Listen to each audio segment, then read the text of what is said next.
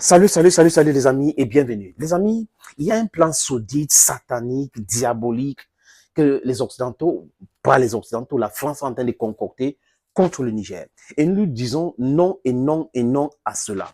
Parce que nous voyons, les gars, ils pensent que nous dormons et on ne cherche rien. Il y a ce document qui a fuité, qui est Phoenix 2023. J'espère que ce n'est pas authentique, mais quand on voit la lieu où les choses sont bien expliquées dans ce document, on comprend, les amis, que ces gens-là sont en train de se préparer par l'effet des surprises attaquer le Niger. Et dans le document, ils précisent eux-mêmes dans ce document que il y a 20 000 soldats, j'allais dire ukrainiens, nigériens, placés sur la frontière avec le Nigeria et le Tchad. Et ils disent à l'intérieur du Niger aujourd'hui, il y a déjà 5 000 hommes, 5 000 soldats maliens et 1000 soldats burkinabés. Ils disent aussi qu'il y a 5 000 hommes de Wagner qui viennent de l'Afrique, de la République centrafricaine et du Mali qui sont prêts à entrer et ils sont tellement armés jusqu'aux dents. Il dit ça dans ce document avec les drones, les hélicoptères et donc tous ces détails-là.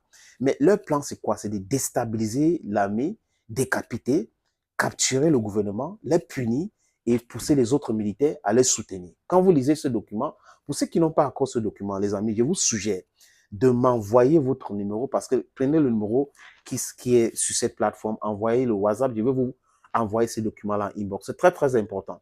Et ces documents parlent beaucoup. Prenez le temps de lire ces documents pour comprendre combien de militaires Alassane Draman Ouattara veut envoyer, combien d'hommes Macky Sall veut envoyer, combien d'hommes, j'allais dire Yaïbouni, mais Patrice Talon, parce que c'est les mêmes gens, veut envoyer.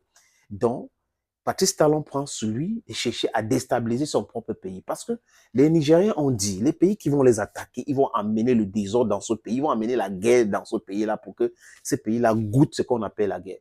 Et dans le document, ils disent clairement, les amis, que vraiment, le peuple dit non. Au Bénin, le peuple a déjà dit non. Au Niger, le peuple est hostile à toute intervention militaire euh, au Niger. En Côte d'Ivoire, le peuple ivoirien, sa grande majorité, est hostile à toute intervention militaire au Niger. Au Sénégal, exactement la même chose. Bref, dans la zone de la CEDEAO, les pays sont hostiles à toute intervention militaire dans ce pays-là. Mais seulement les corrompus qui sont au pouvoir dans ce pays-là, des architectes de coups d'État, les soutiens de coups d'État, institutionnels, constitutionnels, même militaires, aujourd'hui, sont en train de vouloir tout faire pour envoyer les troupes là-bas mourir, parce qu'ils ont des intérêts machiavéliques, saudites, sataniques dans ce pays-là. Oui, ils ont découvert des choses là-bas, ils sont certainement les actionnaires. Donc, du coup, ils veulent en découdre pour préserver leurs intérêts. Et dans ce document, Bazoum ne les intéresse pas, les amis. Ils ont dit clairement, le but n'est pas d'aller réinstaller Bazoum au pouvoir, c'est de prendre contrôle, parce que la France ne peut pas se permettre, après avoir perdu le Mali, perdu le Burkina Faso, et de perdre le Niger, comme si c'était une partie de la France.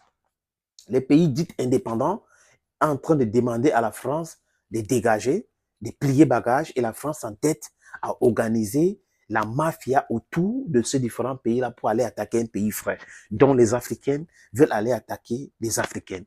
Une stupidité à nul autre pareil. Cette stupidité il y a ancrée dans la tête de ce corrompu qu'on appelle Alassane Draman Ouattara, de cette vassale qu'on appelle Patrice Talon, de cette trafiquant de drogue qu'on appelle Tinubu, de cette menteur, mytho, roubla qu'on appelle Macky Sall.